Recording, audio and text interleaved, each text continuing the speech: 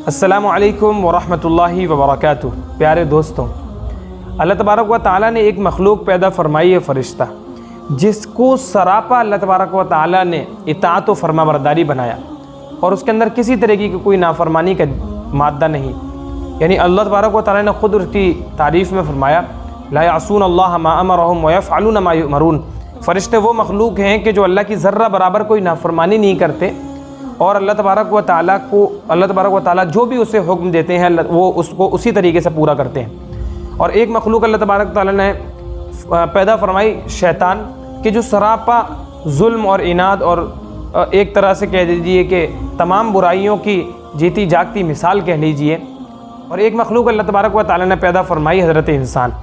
उसके अंदर अल्लाह तबारक व तआला ने नेकी का जज्बा भी रखा है और गुनाह का जज्बा भी रखा है।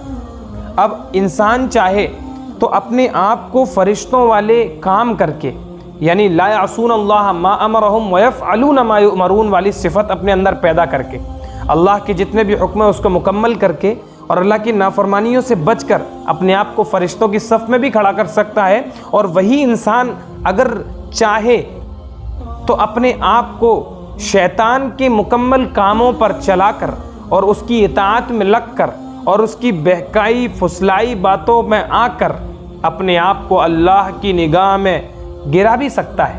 अब हम सब समझदार हैं माशाअल्लाह, हम सबको अल्लाह ने ईमान की दौलत से नवाजा है। हम सबको अल्लाह का करीबी बनना है या अल्लाह से दूर जाना है? आप सबका जवाब यही होगा कि अल्लाह का करीबी बंदा बनना है, इसलिए कि मालूम है कि लौट कर तो अल्लाह की तरफ ही जाना है। कोई दूसरी जगह ऐसी है ही नहीं, सेकंड ऑप्शन, सेकंड स्पेस कुछ भी नहीं है। सिर्फ़ और सिर्फ अल्लाह का घर है जहाँ लौट कर दोबारा जाना है। आखिरत का घर है जहाँ दोबारा लौट कर जाना है। अल्लाह को मुंह दिखाना है, अल्लाह को जवाब देना है। नेकी का किया वहाँ पाएगा, गुनाह का किया वहाँ पाएगा। लेकिन उस वक्त आपके और हमारे किए हुए आमाल ही हमारे काम आएंगे। इसलिए हम चाहें तो अपने आप को नेकी के रास्तों पर डालें और हम चाहें तो अपने आप को गुनाहों के रास्ते पर डालें, लेकिन लौट कर अपने रब की तरफ जाना है। इसलिए कोशिश इस बात की करें कि हर तरीके से अपने आप को गुनाहों से बचाएं, हर गुनाह से अपने आप को बचाएं। गुनाह से बचने का आसान तरीका क्या है, वही इस वीडियो के अंदर हम बयान करना चाहते हैं। गुनाह से बचने का आसान तरीका ये है कि हम अपने आप को हमेशा ये समझ करके चलें कि हमारा रब हमें देख रहा है और हर हाल में हमारा रब हमें देख रहा है। जब बंदे के दिल से ये कैफियत निकल जाती है तो ऑटोमेटिक उससे गुनाह हो जाते हैं। यानी जब बंदे की कैफियत ये हो जाती है कि मेरा रब मुझे नहीं देख रहा, या उसके दिमाग से थोड़ी देर के लिए रब का डर और खौफ अल्लाह का निकल जाता है, खशियत निकल जाती है, तो नाफरमानियाँ ऑटोमेटिकली उससे साबित और सादिर होने लग जाती हैं। लेकिन जैसे ही अगर उसके दिल के अंदर अल्लाह का डर पैदा हो जाए और अल्लाह की खशियत आ जाए, तो वो चाहे वो तन्हाइयों के अंदर हो लेकिन उससे गुनाह नहीं हो सकता। मालूम ये हुआ कि अब हमें अगर गुनाहों से बचना है तो उसका इलाज क्या है? उसका सबसे पहला इलाज ये है कि हमारे दिलों के अंदर अल्लाह का डर होना ज़रूरी है। हम हर हाल में ये सोचें कि मेरा रब मुझे देख रहा है, चारों कोने बंद हैं, हर दरवाज़ा बंद है, हर तरफ से अंधेरा है, लेकिन बस ये देखें कि मेरा रब मुझे देख रहा है। अल्लाह की कसम गुनाह नहीं हो सकता, अल्लाह की नाफरमानी नहीं हो सकती।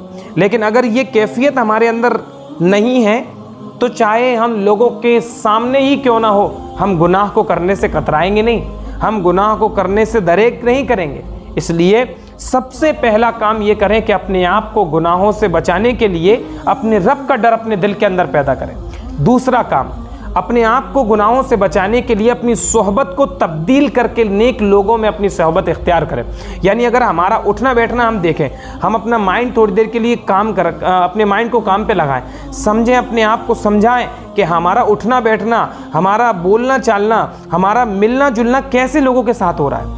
कहीं अगर वो नेक लोग ना हो तो अल्लाह के वास्ते अपने आप को उन लोगों से साइड कीजिए, उन लोगों से दूर कीजिए और नेक लोगों के रास्ते पर और नेक लोगों के साथ रहने की कोशिश कीजिए। उलमाए किराम के साथ उनकी सोहबत में रहने की कोशिश कीजिए, अल्लाह वालों की सोहबत में रहने की कोशिश कीजिए और उनकी मजलिसों में जा कर के बैठिए। अल्लाह वालों के पास बैठने से ही अल्लाह तबारक व तआला अपने दिलों हम सब के दिलों की सफाई कर देंगे, हम सब के दिलों को साफ़ कर देंगे। आप जब देखते हैं कि जब